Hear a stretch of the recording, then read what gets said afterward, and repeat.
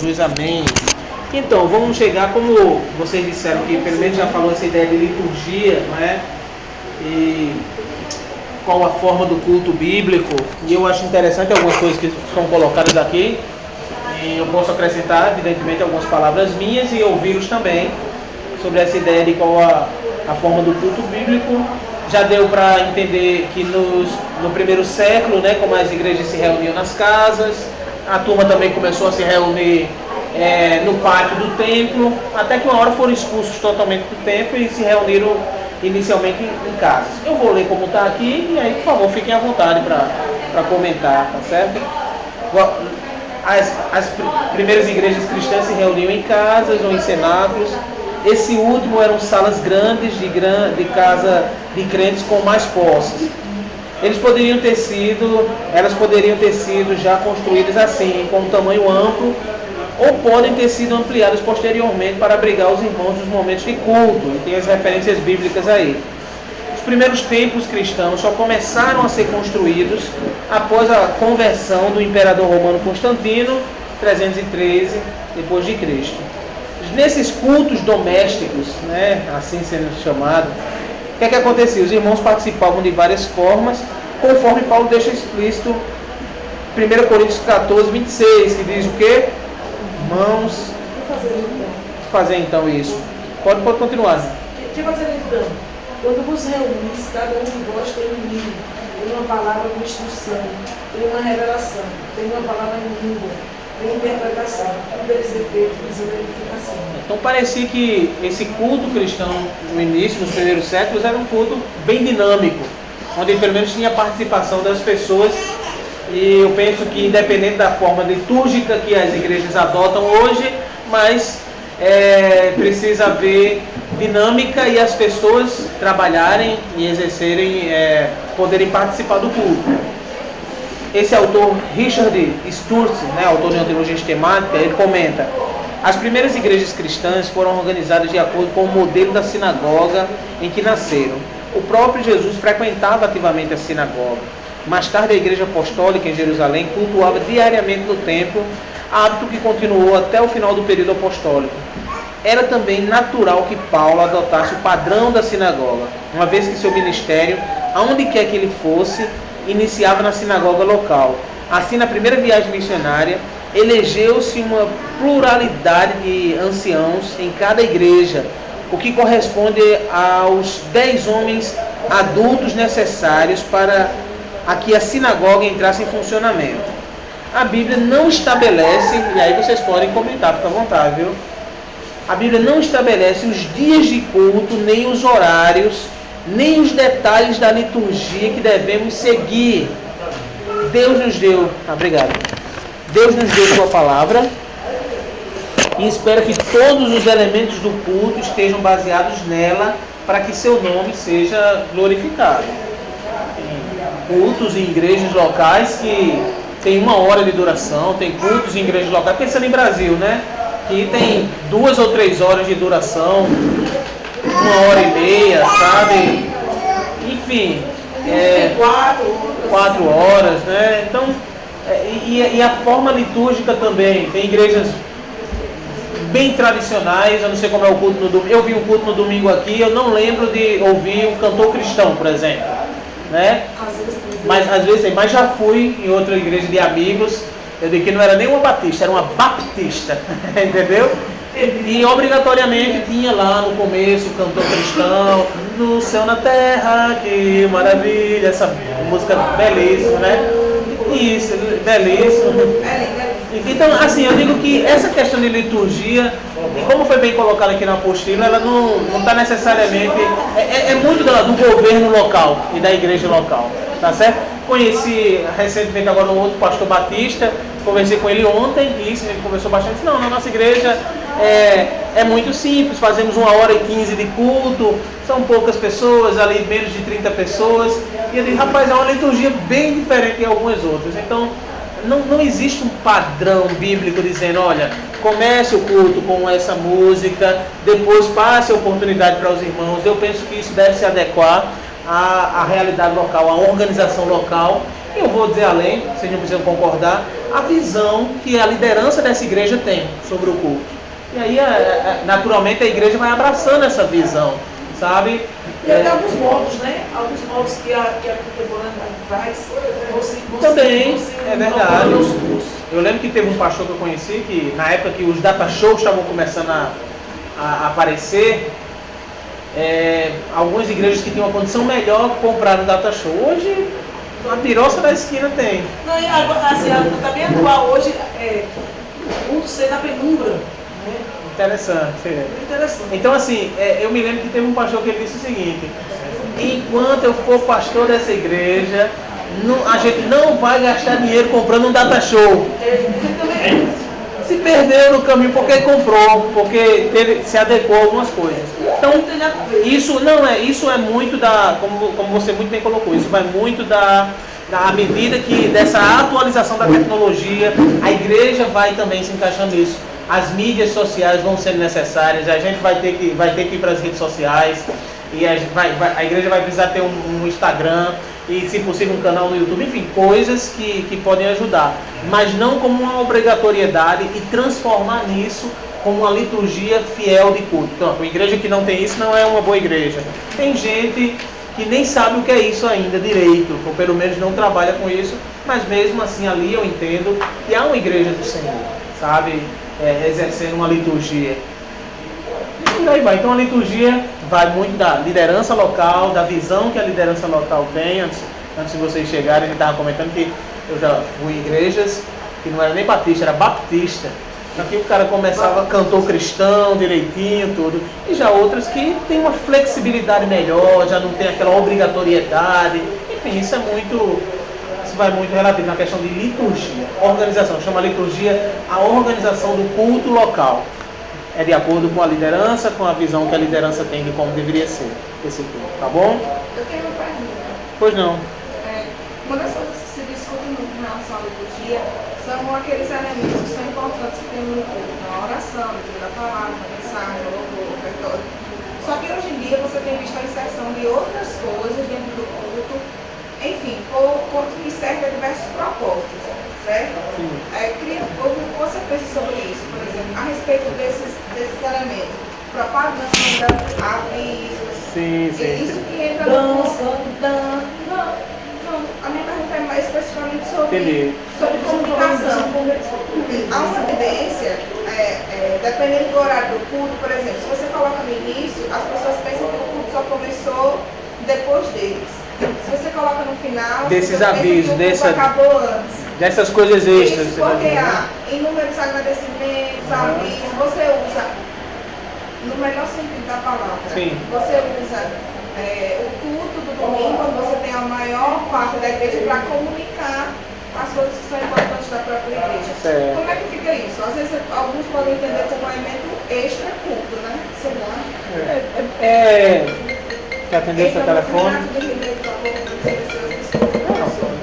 Eu ofereci a bolsa para colocar e... Então, claro, isso é bem pessoal, né? Tem liturgias, porque assim, quando se adequa à realidade local, vai se adequar também às pessoas que frequentam aquela igreja. Eu vou falar em termos de tempo agora para chegar nesses outros elementos, né? As pessoas que frequentam aquela igreja e a realidade daquelas pessoas.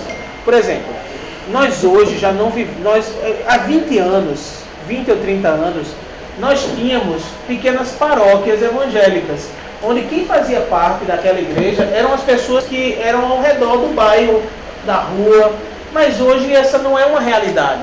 Então hoje talvez seja uma realidade daqui. Tem pessoas que vêm de outros lugares daqui, porque hoje a turma tem transporte para vir, tem carro próprio, tem moto e tem várias facilidades, ônibus, Uber, né, para vir. Então, mas precisa ter uma leitura bacana da realidade local, aí eu vou falando no tempo, né, para que não seja cansativo. E é por isso que a maioria das igrejas evangélicas hoje, nessa região metropolitana de João Pessoa, elas adotam o culto de 6 horas e outras até de 5 horas. Tem igrejas hoje que faz culto de 5 horas. Porque sabe que no outro dia vai ter gente que vai levantar para acordar de 5 horas da manhã, pegar um ônibus.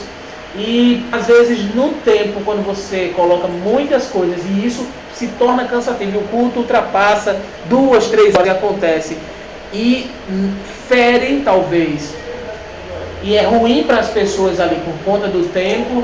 Talvez isso pudesse ser revisto e pensar, se for em termos de aviso, o que é que a gente poderia só projetar?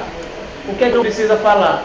Não, mas está projetado, mas mesmo assim eu preciso ler. Eu fui uma igreja da denominação que ainda faço parte, que foi fora, né?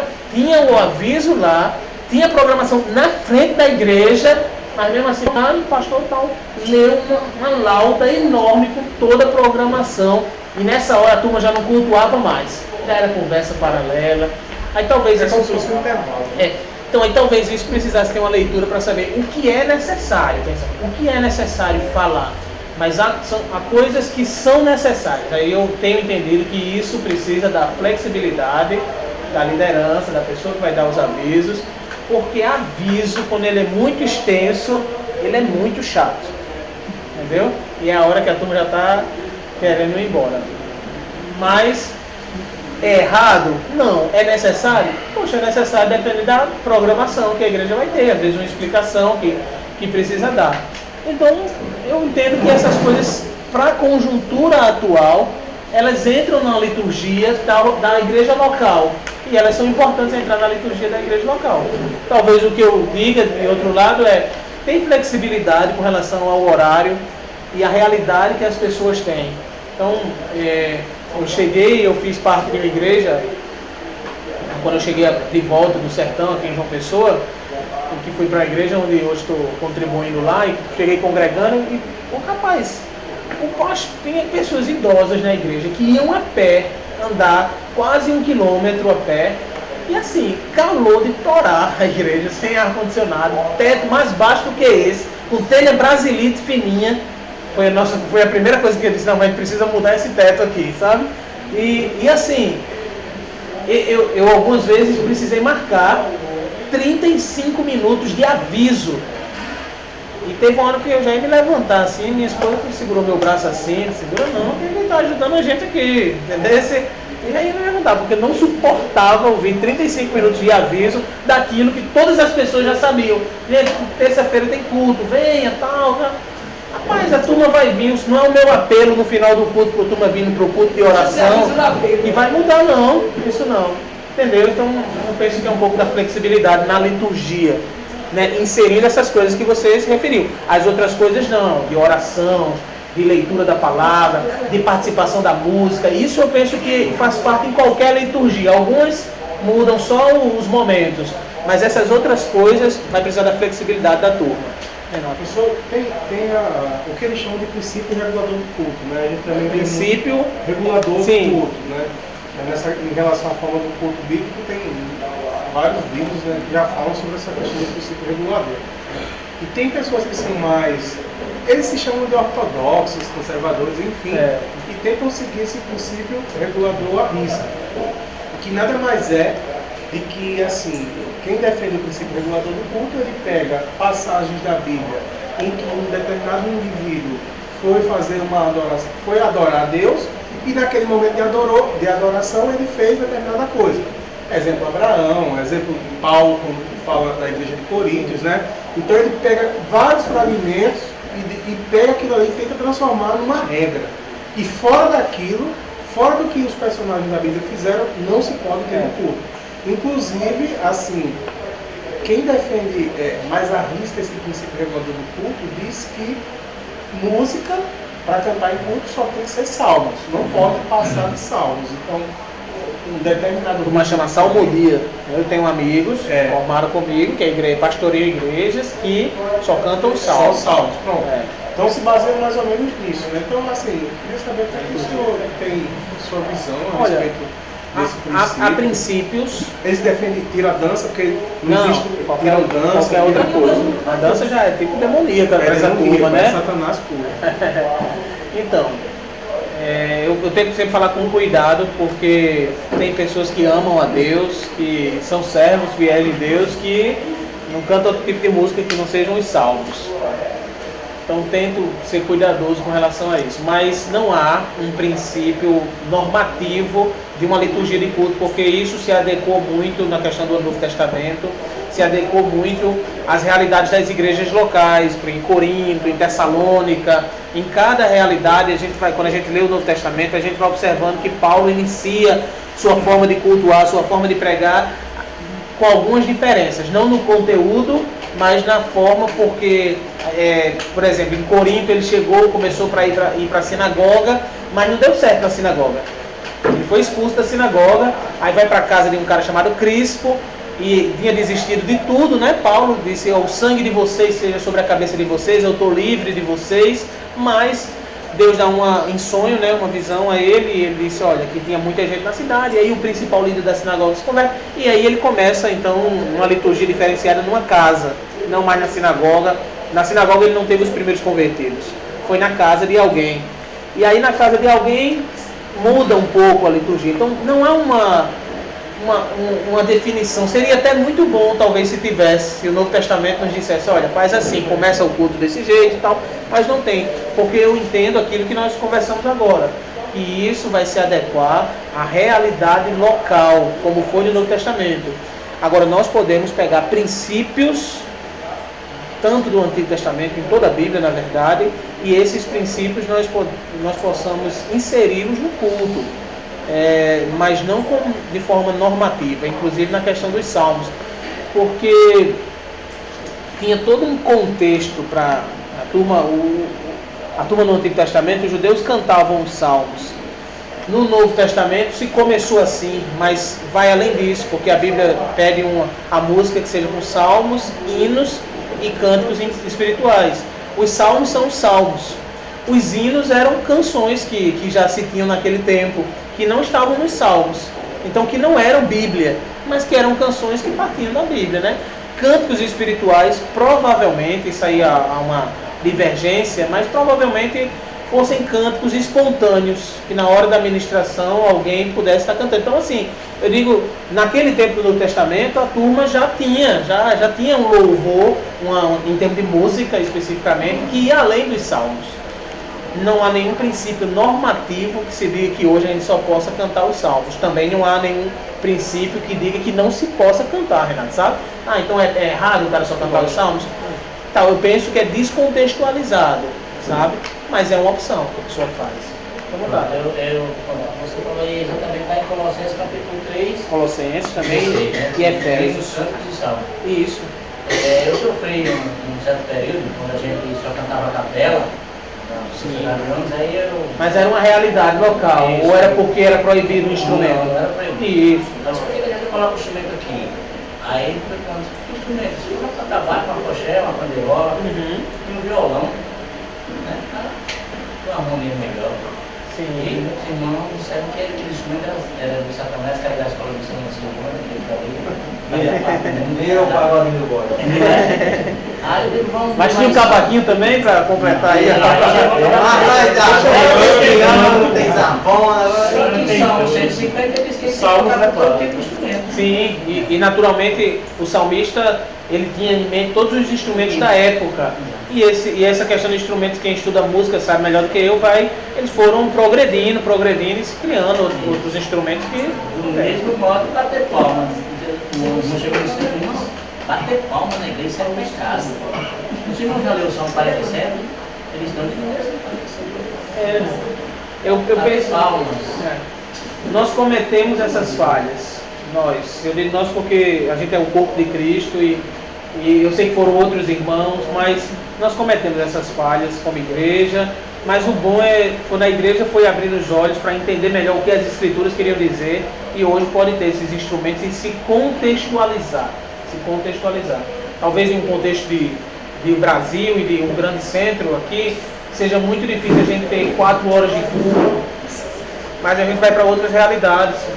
De campos missionários, principalmente na África. Ronaldo Lidório conta sempre que entre os pompombas eram 5, 6 horas de culto, mas tem todo um contexto. A turma que vinha de tribos, que viajavam 2, 3 dias a pé, precisavam ter o máximo de aproveitamento. Então isso é muito do contexto, porque Deus não estabeleceu, gente, 2 horas de culto, viu, contadinho, se acabou disso, a procedência. Não.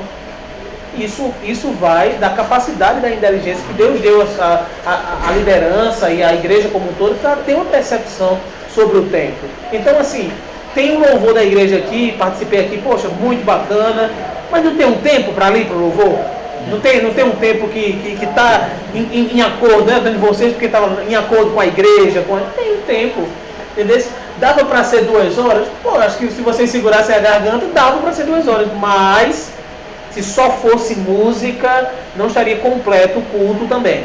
Não penso que, como penso, a pregação é o mais importante do culto. O culto é uma completude, né? Ele tem, todos os elementos dele são importantes, mas se só tem um, vai falhar em outras coisas, né? Eu acho assim, que quando você está falando, Está falando de liturgia, fique à vontade. eu acho que é a questão do pasto, né? Existem vários pastos para a ovelha lá e a ovelha vai se adequando assim, às vezes a sua forma. Existe. Não fugindo, mas assim, lá em Parnamirim, tem um negócio que era muito, muito interessante. Que era a igreja batista tradicional, vamos dizer, e a igreja batista regular. Ele é filho do pastor Odimar, que eu E apresentei. E aí o que acontece? Quando elas foram fundadas lá, elas foram fundadas separadas mesmo, assim. Uma era da Convenção do Norte dos Estados Unidos, que era aqui em País, e outra Convenção do Sul dos Estados Unidos, que era a igreja batista regular. Então o que acontece? E existia uma rivalidade justamente nessa parte litúrgica do culto.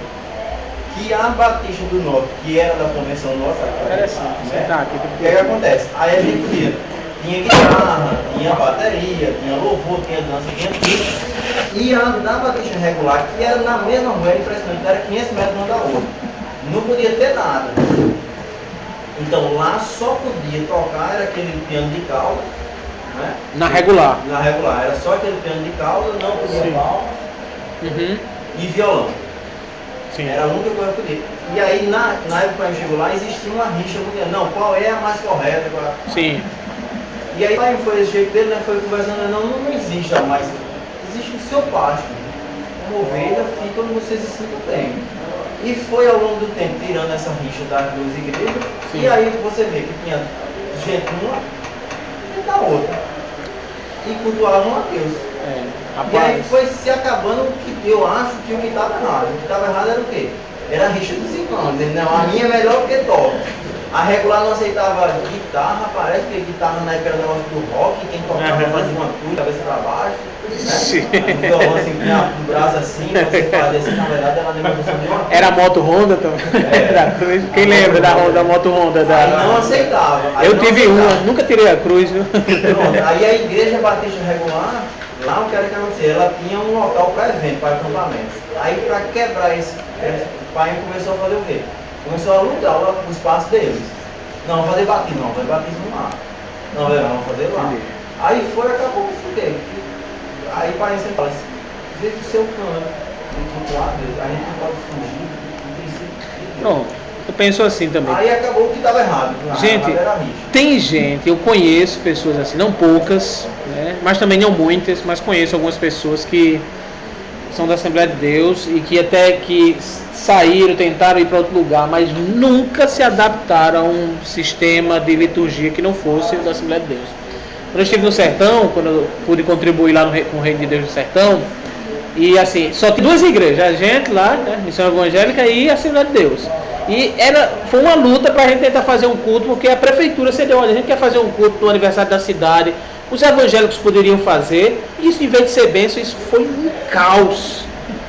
E aí o pastor, não, porque não dá para fazer e tal, aí eles foram lá em casa, dizer, não, vamos fazer o seguinte, já que a prefeitura está abrindo esse espaço, o pastor foi lá com 2 irmãos, uma comitiva, chegou na minha casa de bermuda, toda à vontade, entendeu? Aí ele disse, não, entra aí, senta aí, pastorzão. Assim, aí disse, não, porque a gente só... eu queria que a gente fizesse o seguinte, é importante isso, a gente vai vir, vai liberar a igreja, mas vocês assumem, e no ano que vem a gente assume, e a gente fica assim um ano e um ano. Eu disse, não, apóstolo, isso perde o propósito, dá pra gente fazer isso. Eu disse, meu irmão, não dá, porque a gente só faz o culto, abrindo o culto, cantando, nós abrimos esse culto, conhece? Nós abrimos esse culto, o hino da harpa. Pronto, é um hino da harpa cristã, nós abrimos esse culto em teu nome. Só começa assim, ele disse, então a gente não faria. Eu disse, só por isso, ele disse, canto, hino, entendeu? E como eu sei que eles prezam muito esse negócio de direção, estejam na direção, e aí a gente só apoia, a gente canta 2 músicas e tá resolvido. Pronto. Aí deu certo porque cantaram, nós abrimos esse culto. Tem pessoas que essa liturgia é uma liturgia que a turma não vai conseguir cultuar a Deus de outra forma. É claro que eu não vejo um acerto total. A pessoa devia ter um pouco de flexibilidade para outras coisas. Mas, se você só se sente bem ali, recentemente mesmo, na igreja que eu estou, o rapaz veio, segurou o que pôde, não aguentava a liturgia que a gente fazia lá. Não, porque precisava ter isso, que era aquela liturgia meio da Assembleia de Deus. E eu disse, irmão, vá para a Assembleia. Eu disse, é melhor porque você vai se sentir bem lá. Aqui você não está cultuando a Deus bem. É melhor que você vá para um lugar onde você se sinta bem cultuando a Deus. Então, gente, se não tem coisas antibíblicas, eu vou pegar, se os avisos e as coisas extra-bíblicas, mas não antibíblicas, faz parte daquele contexto, e tem os elementos de pregação, de música, de adoração a Deus, para mim isso é muito tranquilo, qualquer liturgia. Agora é claro que a gente às vezes é acostumado na nossa casa, e a gente vai na casa do outro. Se eu for lá na sua casa, eu vou chegar e vou ficar meio por fora, mas vou sentar. Não, senta aí, vou sentar educadamente no sofá, mas não vou chegar e botar o pé no sofá, na sua casa. Mas na minha casa eu pego e faço isso, deito no sofá. Então eu digo assim, às vezes na nossa igreja, na nossa comunidade, nós nos sentimos mais à vontade. A gente já tem aquela liturgia de culto tão tranquila, que ali é bacana pra gente. E quando a gente vai em outra igreja, a gente não deixa de cultuar a Deus, mas a gente se sente às vezes um pouco estranho com aquela outra liturgia, a gente fica um pouco por fora, mas ali também a casa é uma casa. Copia as coisas boas. Copia as coisas boas. A igreja sempre Copia as coisas boas como na outra casa. Ah, eu fui naquela casa e tem isso aqui. Entendeu? Esse tipo de liturgia que a pessoa se amarra nele, eu só faço de toda dessa maneira, só gosto de cantar em cima. Isso seria assim, um tipo de idolatria? Tem muita, sim, é uma idolatria denominacional, que tem muita gente que tem essa idolatria denominacional, né? Que entende, não só que esse entendimento de a gente dizer, não, eu me sinto bem aqui, mas de que entende, se não for assim, não é de Deus e ainda associa dizendo que é do diabo. Isso é uma outra questão, é um outro aspecto, né? Mas existe sim, a idolatria denominacional. Em todas as denominações, viu? Existe isso. Da Assembleia de Deus, eu lembro que um grupo de irmãos falaram que foi um erro tamanho no momento que se colocou a harpa, começaram a fazer a Bíblia com a harpa junto, né? Então você entendeu que a harpa era a palavra de Deus também, isso para muitos irmãos. Então, a Bíblia, a harpa era praticamente a mesma coisa. Isso simplesmente por uma questão de logística, colocar a harpa dentro da Bíblia, né?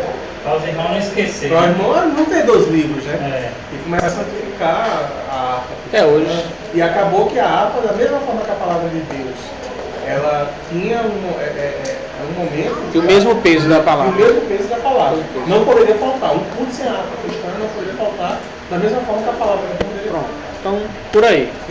Tá certo? Deixa... Sim, às vezes o que eu acho da assim, denominação Assembleia de Deus é muito, como eu posso dizer, é muito rígido, é muito radical. Já foi mais. Eu não quero entrar nesse mérito aqui, porque como às vezes eu vejo o povo que pronto, o pai cria o filho daquela forma, não é assim. Aí o menino quando vai crescendo, chega a uma certa idade, adolescência, 15, 14 anos, aí vai vendo que as coisas não eram bem daquele jeito. Claro. Né? Aí ele não fica feliz, às vezes, nem de ir para a igreja. E às vezes é um menino que vai para a igreja, para a Assembleia de Deus, tudinho, mas vai sem aquele amor no coração, e qualquer oportunidade que tem, cai fora. Na minha época foi um pouco difícil, mas hoje em dia não é mais assim. Hoje em dia já mudou bastante. Em relação assim, a Assembleia de Deus, logicamente, a gente não tem como tirar o papel que a Assembleia de Deus tem dentro da sociedade como igreja cristã evangélica, né?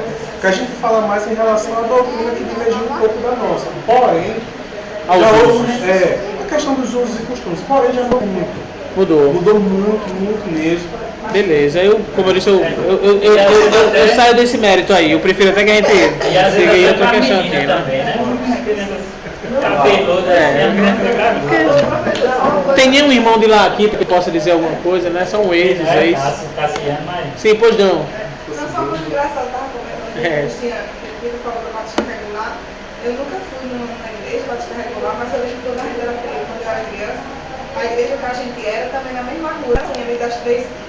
A igreja que era aquela evangélica dos bancários, começou na casa da irmã Vivia. Sim, conheço aquela igreja lá. Pronto, aí tem a igreja batista regular também. A outra escura era mais escura ainda na época. E eu achava estranho porque era regular e a gente era batista, e às vezes era regular, a gente era batista. Será que a nossa está irregular? Não, eu achava que a da gente era excelente e a deles era regular, entendeu? Aí nós pastor dizia para os crentes, só traz nota 5. Pois é, irmão. Esses irmãos em todos os lugares tiveram importância e tiveram suas falhas também, tá bom? Bom, entra nos elementos. Eu queria mostrar um livro a vocês aqui, ó. São os fundamentos, um livrozinho assim de uma série chamada Fundamentos da Teologia, aí da teologia no caso aqui da igreja, mas tem Fundamentos da Teologia Reformada, Fundamentos da Teologia da Educação Cristã, Fundamentos da Teologia da História Cristã, enfim, tem muitos, é uma série muito boa. E esse aqui é Fundamentos da Teologia da Igreja, é um livro de eclesiologia, excelente, sabe? Tem algumas questões muito boas, se você se interessa, pode procurar, da editora Mundo Cristão. Vale a pena ter essa série. Eu acho que eu estou querendo, porque sempre lança um livro novo. E outra coisa, é escrito por brasileiros, porque é uma série chamada Coleção Teologia Brasileira. Aí tem algumas coisas que, se der tempo, eu comento aqui dele. Então, deixa eu falar. Aí entra aqui na questão de batismo e ceia, considerados por muitos como os dois sacramentos, os dois ritos que Jesus deixou para a igreja dele em todos os tempos. Queria apresentar, ver se dá tempo a gente colocar mais alguns, além dos que estão aqui na apostila. Eu vou lendo aqui. O Senhor Jesus deixou duas ordenanças à igreja: o batismo nas águas e a ceia. O batismo deve ser praticado por todos os cristãos como uma espécie de rito de iniciação à fé cristã. As igrejas protestantes têm se dividido quanto à forma do batismo. A maioria das igrejas pratica o batismo por imersão, onde todo o corpo é imerso num tanque batismal, né, piscina, mar, rio. Outros irmãos praticam o batismo por aspersão ou efusão ou afusão, né, que na prática é realizado do mesmo jeito. A ordem de Jesus foi ir por todo mundo, pregar o evangelho a toda criatura.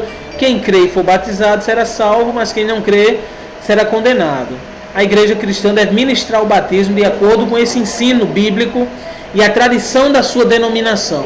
Algumas denominações só batizam os convertidos depois de alguns meses de terem estudado as doutrinas fundamentais da fé cristã. Isso é louvável numa época como a nossa, onde não é possível saber se realmente há compromisso do indivíduo no momento da conversão. Então isso é bem discutido. Mas no Novo Testamento batizava logo no início, tem um contexto totalmente diferente. Ali não se tinha mais nada que se falava de cristianismo no começo, né? Nos primeiros dias ali da igreja, depois que Jesus vai aos céus, não se tinha mais nada que se falava de cristianismo. Ou a pessoa era cristã, ou realmente ou não era. Mas já no final do primeiro século, a igreja já começa a pensar uma forma de estudar, porque começam a se infiltrar heresias na igreja com a roupagem de cristianismo, como o gnosticismo, o docetismo e algumas outras que se infiltravam na igreja naquele tempo. A igreja já começa a adotar essa prática de dizer: não, senta aqui, gente, vamos estudar para saber se veja se é isso que você entendeu mesmo.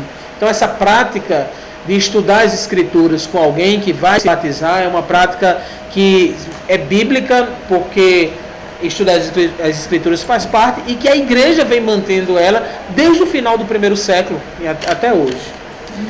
Algumas igrejas praticam duas formas de batismo, eu conheço algumas assim, tanto por aspersão como por imersão. Outras ainda batizam tanto adultos como crianças, e Bruno coloca aqui na apostila dizendo: porém não há base bíblica para o batismo infantil, também chamado de pedobatismo, né? Então dizendo que a ordem bíblica é clara: o indivíduo tem que crer, ser batizado, e bebês não possuem capacidade para exercer fé. Então esse é um resumão que o professor Bruno colocou sobre a questão de batismo, e não sei se você se sente à vontade para falar algo. À vontade. Você falar que tem igrejas que praticam dois batismos, por aspersão e imersão, Praticam assim, que as duas práticas, não que eles praticam com a mesma pessoa, te batizei por imersão e agora vai te batizar por aspersão. Não nas duas coisas, que essa prática, que a prática tanto por imersão, igrejas que acreditam assim, que tanto por imersão como por aspersão, são formas bíblicas de batismo, então elas podem praticar do mesmo jeito, entendeu?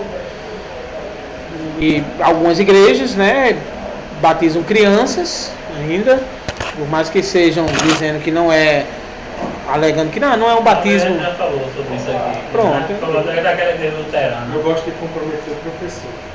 À vontade. Na sua visão, existe algum princípio bíblico preferido pelo fato de ser aspersão, imersão? Como é que... Não. Como é que isso é? Porque você está dizendo na sua visão, beleza? Na sua visão.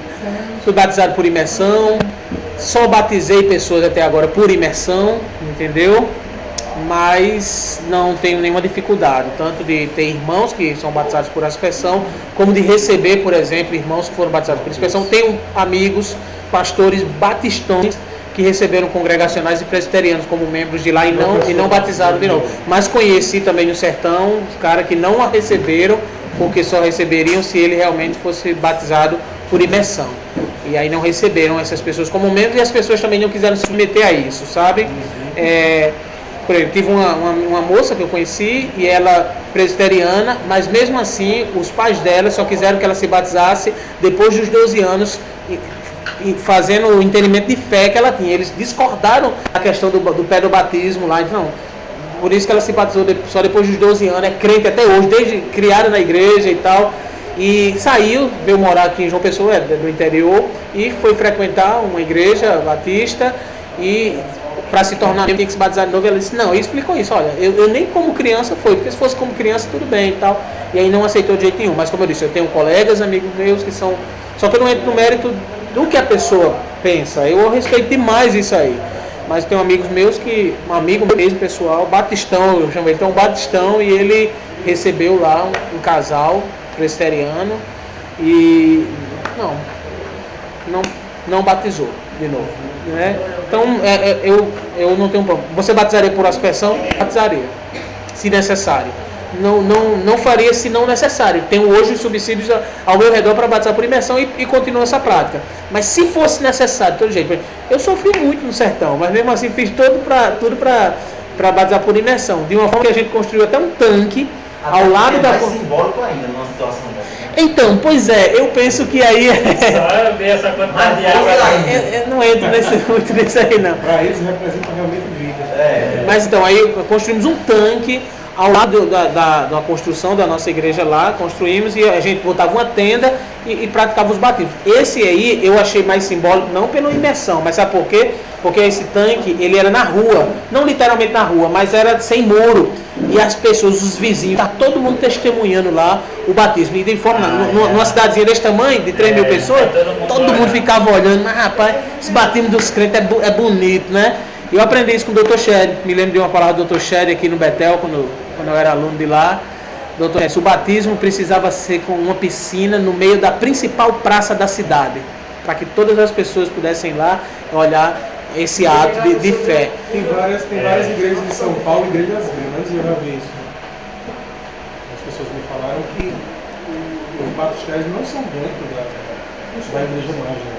É fora, tipo assim, tem uma igreja lá em São Paulo que tem uma pracinha como se fosse a da primeira igreja ali do centro. Tem uma pracinha externa e tem tipo uma arquibancada ao redor, coisa meio quadrada, né? E tipo um chafariz no meio com um tanque grande, uma piscina grande. A visão, massa. Todo mundo na rua passa, vê o pessoal se batizando e é algo realmente externo. Não é dentro da igreja. Não lembra daquele batismo lá da praia? Da praia foi lindo. Muito lindo, muita gente. Na convenção do Rio. Muita gente. Pois é. Enfim, né? Então, teria isso. Mas beleza? Tranquilo sobre a questão de... Só para dar mal recurso do batismo, a gente está em cima do velho homem que foi sepultado pelo computador. Aqui era o batismo. Eu não me assustaria também se fosse literalmente um cemitério, mas... Tem um amigo meu visitou os Estados Unidos, a gente estava conversando antes aqui, né? E ele foi em uma tradicional igreja presbiteriana lá, que tem cemitério na igreja para enterrar seus próprios membros.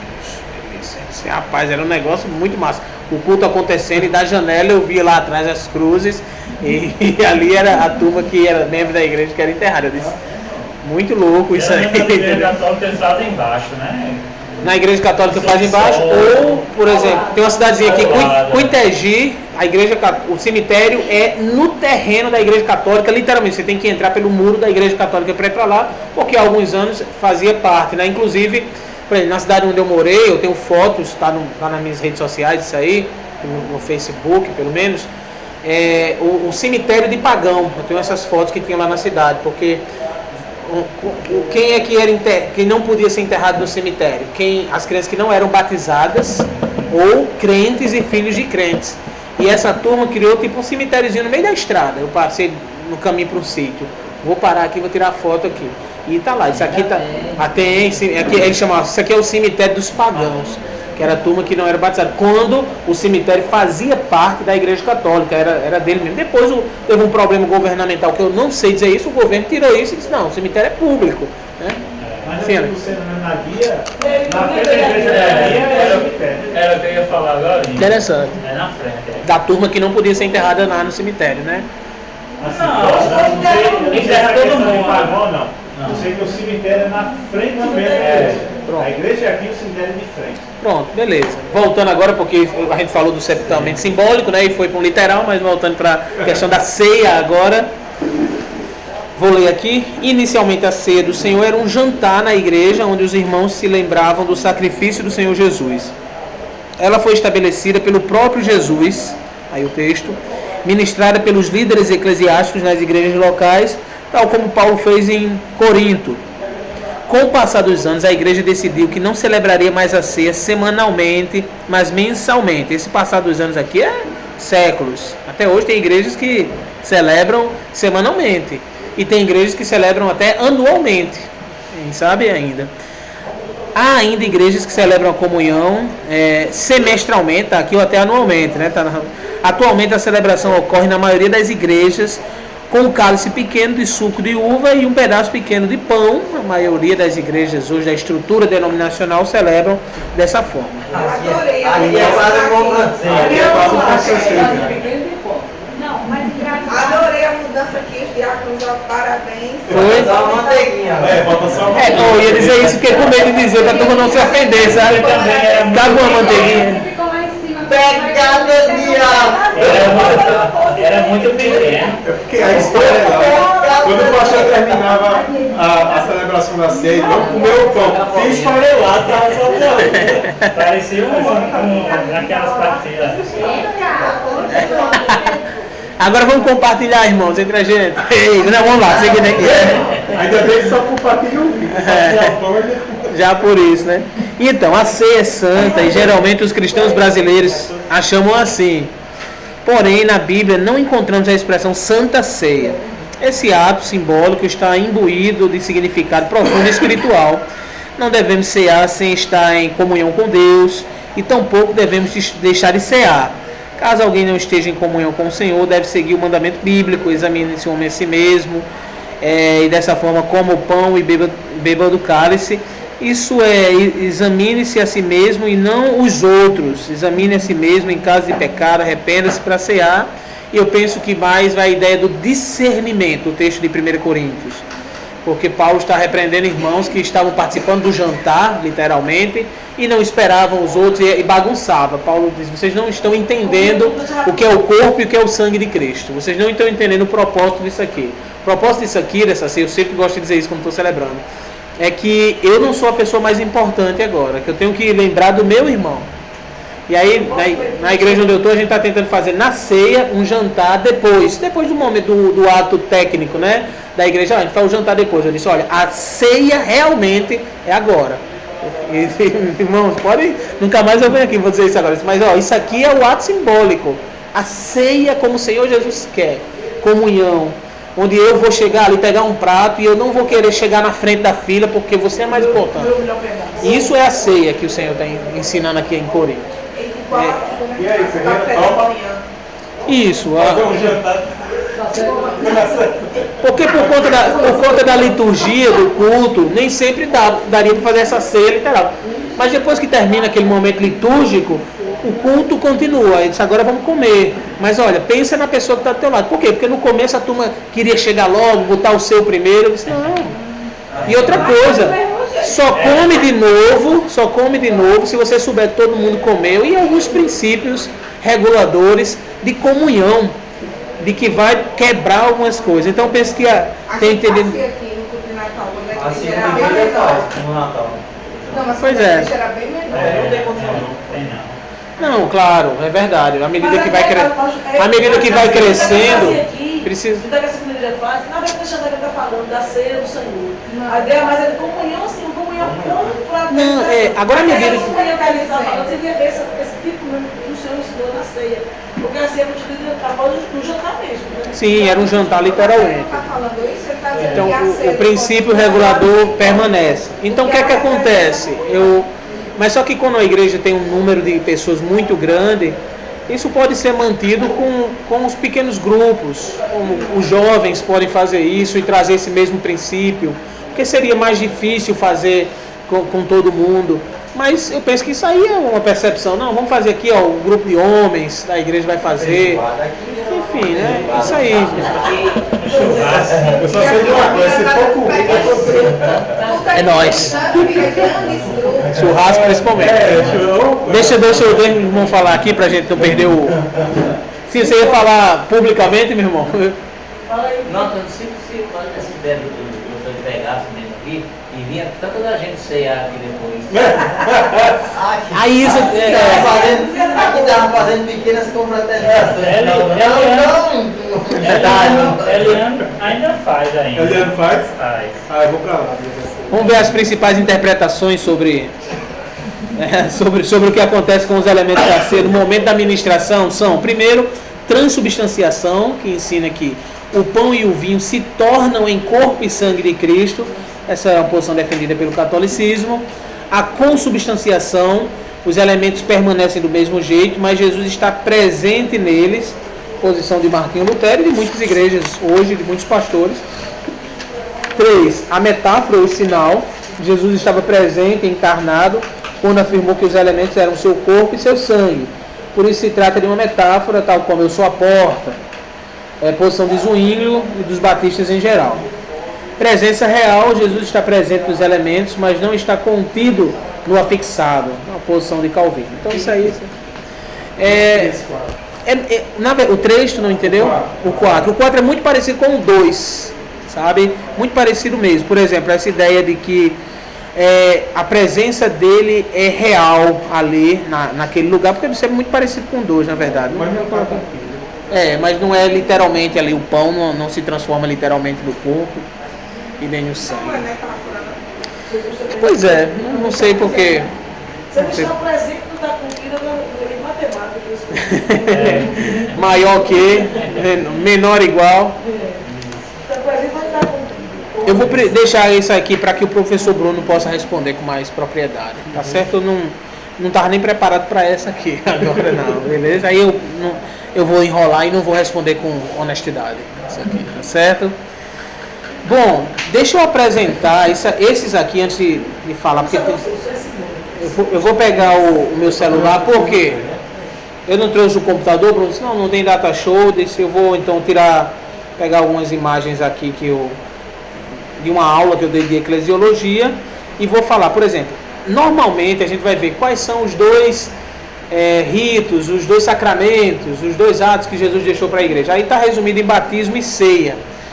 Gruden, né, a teologia sistemática de Gruden, ele apresenta muito mais do que dois sacramentos ou dois ritos, dois atos.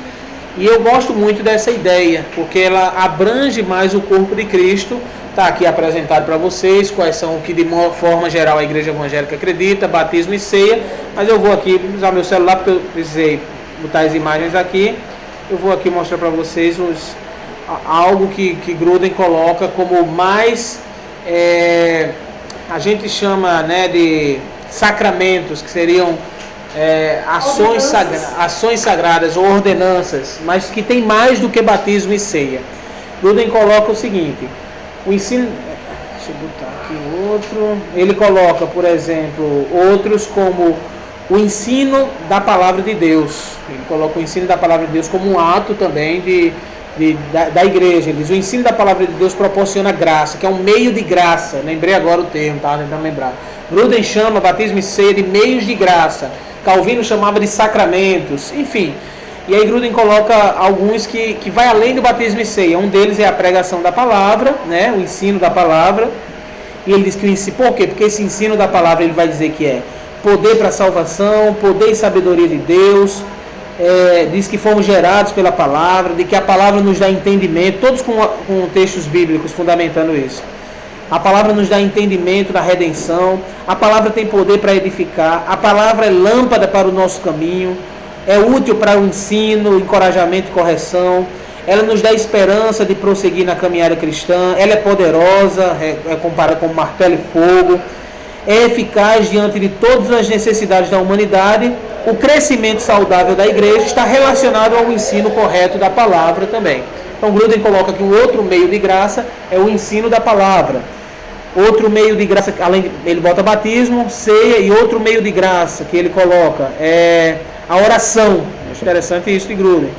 Ele diz porque a igreja, ele vai colocar aqui, tanto a oração coletiva quanto a oração individual são meios poderosos que o Espírito Santo usa para distribuir bênçãos aos salvos. Assim foi a igreja primitiva. Aí diz: de que forma a gente vê essas bênçãos? Aí eu vou dizer aqui o que ele coloca, e tem os fundamentos bíblicos. A igreja orava unânime, renovava a unidade em tempos difíceis. Lá em Atos vai dizer isso, que no meio da oração coletiva da igreja, Deus estava renovando a unidade daquela igreja. A oração sincera implica em uma comunhão direta com o Espírito Santo. Efésios 6:18. Sempre acharemos a graça de Deus em meio à oração. Hebreus capítulo 14, versículo 16. E ele vai falar da eficácia da oração. A oração muda, não Deus, mas a gente sabe que Tiago vai ensinar lá em Tiago 4:2, em Lucas 11, 9-10, que a oração muda a forma de Deus agir. Não muda Deus, mas às vezes a gente ora e Deus age dessa forma. Não, a oração da igreja moveu a ação de Deus, e a gente depois testemunha dizendo: olha, nós oramos e Deus fez assim. Gruden coloca que ela é respondida por meio do nosso mediador Jesus, que nós devemos orar sempre segundo a vontade de Deus, que nós temos que orar com fé. Então Gruden coloca batismo e ceia, mas além de batismo e ceia, ele coloca o ensino da palavra e a oração, e coloca também a adoração. Ele fala a distinção da adoração, falando que essa adoração ela libertava dos inimigos, segundo Crônicas capítulo 20, versículo a partir do 18, que essa adoração ela é uma compreensão espiritual, Salmo 73, sabe? E enfim, fala que a adoração é um meio também de graça, porque batismo e ceia, a ideia é o seguinte: meios de graça, é um meio que quando ele é ministrado, Deus está derramando uma graça, Deus está derramando sobre a sua igreja. E Gruden coloca que além de batismo e ceia, mais coisas são instrumentos para ser meio de graça, adoração. E outro que é colocado aqui, que é a disciplina na igreja. E aí o professor coloca: infelizmente ainda não estamos imunes ao pecado, e desde o início da igreja precisou resolver problemas de cristãos que cometeram pecados. A disciplina dos cristãos foi estabelecida pelo próprio Jesus, quando deu autoridade que desligássemos ou ligássemos a disciplina.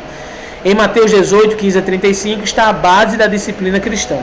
Ela deve envolver o menor número de pessoas possível, deve haver confrontação com o pecado e sempre deve visar o arrependimento do pecador. Paulo também ordenou que a igreja em Corinto disciplinasse um homem. A expressão utilizada por ele na ocasião foi: entregar esse homem a Satanás para a destruição da carne, para que o espírito seja salvo no dia do Senhor. A disciplina não deve ser feita com prazer pela liderança da igreja, mas com tristeza por conta da compaixão para com o pecador. Mas ela não pode ser negligenciada, porque o nome da igreja de Jesus Cristo está em questão. Deixa eu pensar com vocês, nesse pouco tempo, que a igreja falha muito como instituição, não como corpo de Cristo. O corpo de Cristo não são essas paredes, mas como instituição ela falha muito na forma de disciplina, às vezes. A maioria faz, você vai passar 6 meses afastado da ceia. E não há um ensino bíblico de que as pessoas precisam, por questão de disciplinas, deixar de tomar a ceia. Se a ceia, ela é comunhão.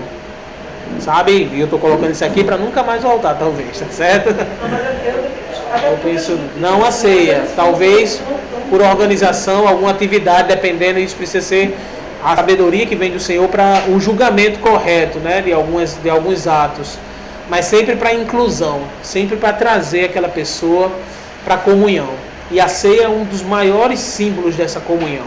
Quando eu afasto a pessoa da ceia, eu estou dizendo, olha, você não faz parte dessa comunhão mais. E esse não é o propósito.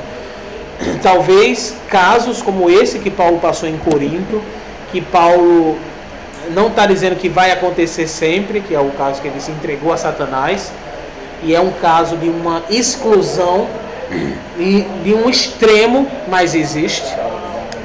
Pastor que já faleceu há alguns anos, Carlos Oswaldo Pinto, acho que ele era da primeira igreja batista em São Paulo, um cara de igreja enorme lá. Eu assisti uma aula com ele aqui, e ele conta, ele estava tratando esse texto, o que seria esse entregar a Satanás, não é? E ele disse, é difícil você tratar isso hoje. O que seria entregar a Satanás hoje? Como é que a gente poderia chegar e dizer, esse irmão adulterou, então vamos entregar a Satanás? Poxa, como é que a gente pode dizer isso hoje? Mas a oposição dele foi coerente, e ele pegando outros textos bíblicos e ele dizendo que com essa dificuldade que a gente tem, talvez seria o caso de alguém que ao cometer um pecado que causasse um desconforto muito grande na igreja, não quisesse se arrepender de jeito nenhum do seu pecado, mesmo confrontado pela igreja, mesmo sendo abraçado, trazido à comunhão, mas a insistência dele na rebeldia, a insistência dele de dizer não a aceitar a disciplina do Senhor, fosse talvez nos dias de hoje algo de exclusão. Sempre associam entregar a Satanás como uma exclusão, quando aquela pessoa realmente, você é excluída. E ele contou um exemplo da igreja dele de um cara que pedófilo, e o pai ia matar o cara, né? O pai do menino ia matar o cara e não matou, mas denunciou. E a polícia foi lá para prender esse cara, e eles eram um diácono da igreja. E os policiais me conheciam, eram crentes, e eles fizeram uma coisa muito difícil para mim. Isso foi palavras dele, ele já está com o Senhor, né? Faleceu. Eles me perguntaram, pastor, a gente leva ele ou a igreja pode resolver isso? Ele disse, que coisa difícil que aqueles irmãos fizeram para eles, que coisa difícil aqueles irmãos fizeram. Mas ele disse, deixa nós tentarmos tratá-lo. E assim, primeiro ele disse que o pai, a família não levou adiante isso, e a igreja foi confrontando esse cara, e esse cara não se arrependeu de jeito nenhum. Até que depois de muito tempo de chamar a diretoria, reunir em plenária a igreja, expor isso, e o cara dizer não se arrepender, eles excluíram ele. E ele disse assim, mas ele não se arrependia, negando o fato? Negava. O fato, segundo o pastor Carlos Oswaldo, estou só reproduzindo aqui, segundo o pastor Carlos Oswaldo, o fato tal, ele negava e dizia que não. E ele disse, meu irmão, então você não faz parte mais dessa igreja. E ele disse assim, eu vou te dizer um negócio. Ele disse, você não faz parte, você não é mais bem-vindo aqui. A gente não vai mais, eu não posso te expulsar daqui, mas você não é bem-vindo aqui. Nos nossos churrascos, ele disse, de comunhão, você não vai estar, porque na casa que a gente faz, que era de uma pessoa de lá, você não vai entrar, porque você não é bem-vindo. E aí ele disse, isso sim, foi a gente realmente, não com essa autoridade, que é muito difícil, ele levou a gente a questionar, quem é o pastor que pode chegar e dizer, eu vou te entregar a Satanás? Muito complicado. Ele disse, agora, a igreja, com essa autoridade que ela tem... As leis, para que as leis pudessem provar que ele está aqui, que ele Não, sim, mas isso é outra questão. Aí a gente estava falando da disciplina eclesiástica, né? Ele disse, aí ele entendeu que essa talvez fosse o entregar a Satanás, mas seria uma exclusão total dessa pessoa. Aqui no segundo parágrafo ele fala, né? Deve envolver o menor número de pessoas possível, a confrontação do pecado, e sempre deve visar o arrependimento do pecador. O que seria esse envolver o menor número de pessoas? Há um princípio nesse texto que é colocado aqui, é colocado o texto de Mateus, né? de que você, primeiro, se há um problema de pecado, você vá àquela pessoa. Se não resolve, chama 2 ou 3 testemunhas para conversar. Então há um princípio de Jesus dizendo, olha, tenta resolver só você e o irmão, primeiramente. Sim, eu acredito que aí as aplicações são inúmeras.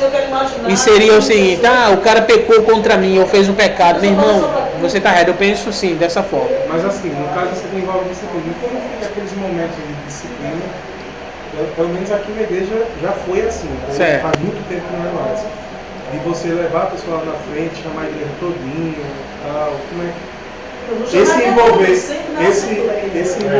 Não, mas naturalmente as pessoas vinham, né? Até aí só vinha nesse dia porque ia ter esse caso. Mas essa questão do envolver. Espalhado. Mas se não fosse isso, a Assembleia era 3, 4 Teve caso que a gente ficou cheio. Mas se eu for levar o pé da letra essa questão de envolver o número de pessoas, no momento que eu convoco uma Assembleia, é a Assembleia para toda a igreja. E eu estou no público. Sim, mas... Como é que... Assim, eu não estou conseguindo ligar. Tudo bem, vou tentar te dizer alguma coisa, olha. Ou se uma coisa não tem nada a ver com a outra. Normalmente, se há algo explícito e há do conhecimento da liderança da igreja, normalmente isso deve ser primeiramente tratado com a liderança da igreja, sabe? Essa questão de uma assembleia, de trazer... Isso é muito local, bicho. Não me mete, não me envolve nisso não, tá certo? Mas o princípio seria... Mas é local, desculpa, mas é local, mas aconteceu na nossa igreja há muito tempo, mas também acontece em diversas Sim, então por isso que eu disse, isso é muito local. Até um pouco porque a gente não está aqui para julgar a motivação da turma que vai lá porque quer ver o circo pegar fogo.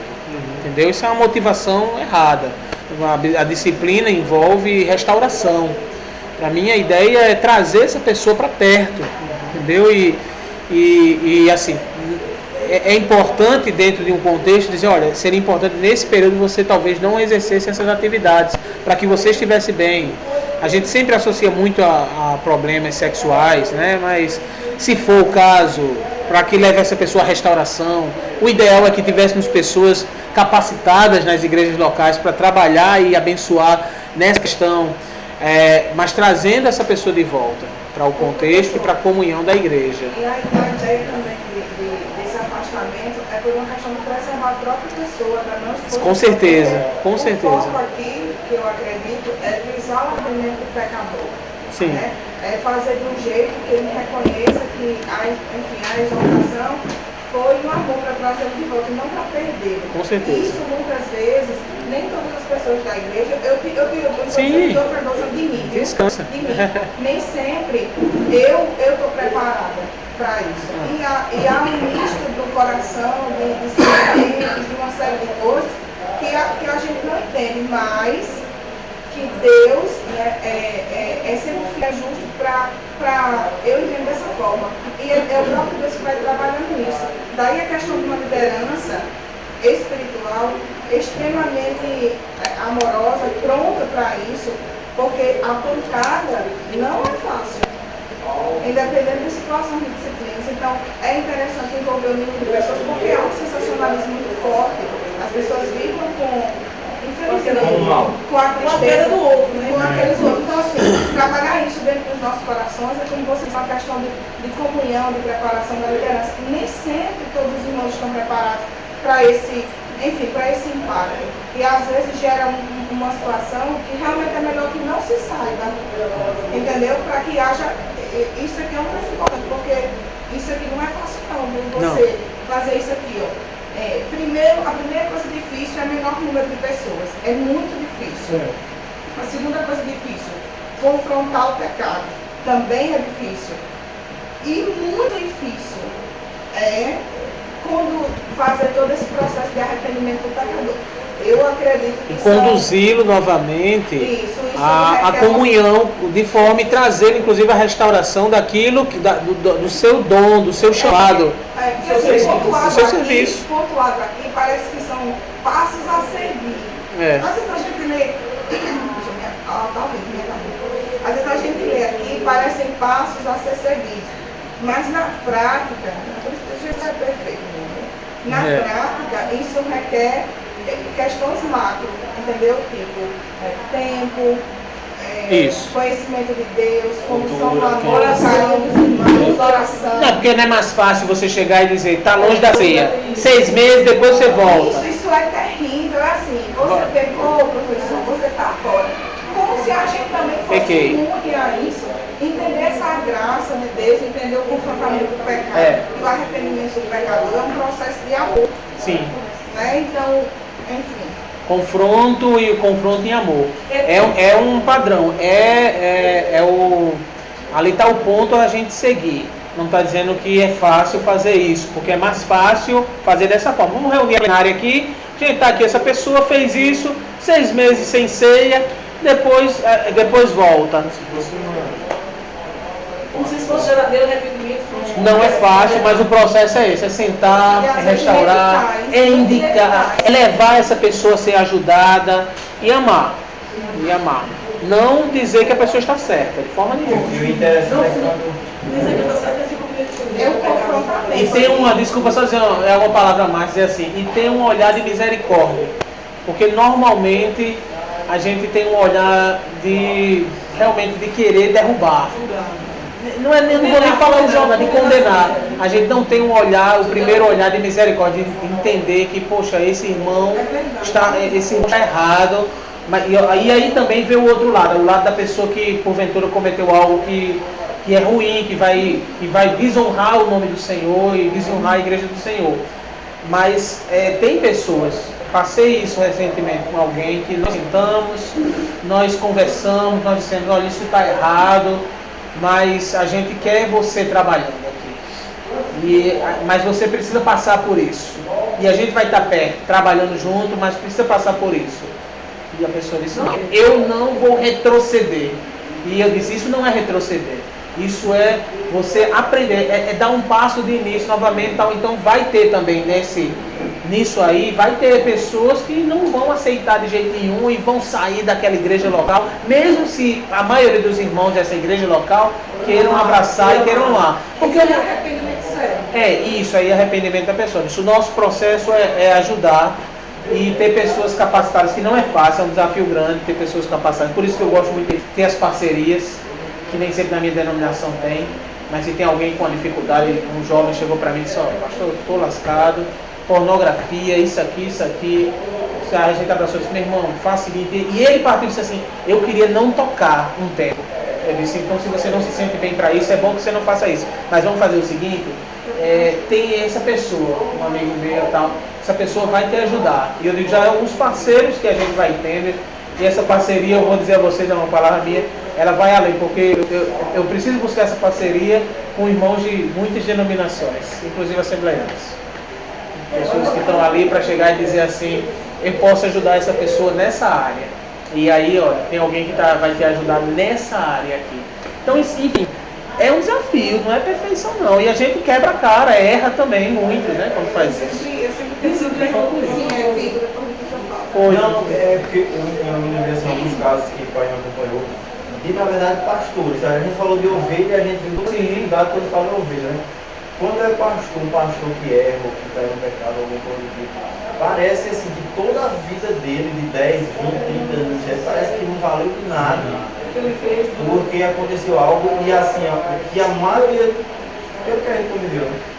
A igreja quase inteira, o que se pega todo mundo com pedra na mão e que aquele pastor está... A turma normalmente dá um chute, Seja pela falta de chegar lá, de abraçar. Seja pela falta de misericórdia, seja também pelo sentimento de achar que eu sou pastor, eu não vou me submeter à mesma disciplina que essa pessoa vai se submeter. Então, pode ser que tenham as duas coisas caminhem, sabe? Às vezes também tem, né? Não, eu não vou passar por isso, eu não vou enfrentar essa situação, porque eu ensinei. E quer trazer, às vezes, isso que você falou que é verdade, a gente não pode jogar a vida toda fora, mas tem pessoas que eu já ouvi dizer isso. Eu fiz tudo isso para o reino de Deus, eu disse, não, meu irmão, mas esse é o momento... Aí pronto, aí é quando ele questiona dessa forma, no caso dos pastores, o que é muito evidente, é que ele sai daquela igreja, acaba toda a oficina. Porque quando é pastor... Pode acontecer. Aí o que eu entendo é que não conseguiu consertar o erro, né? Beleza, vamos encerrar. Eu encerro por aqui. Não sei que você queira conversar mais alguma coisa. Só um exemplo, isso é bem pertinente. É, Hoje, uma ilustração. Vocês fiquem à vontade. Um crente, o telefone dele toca o celular dele, está mandando mensagem na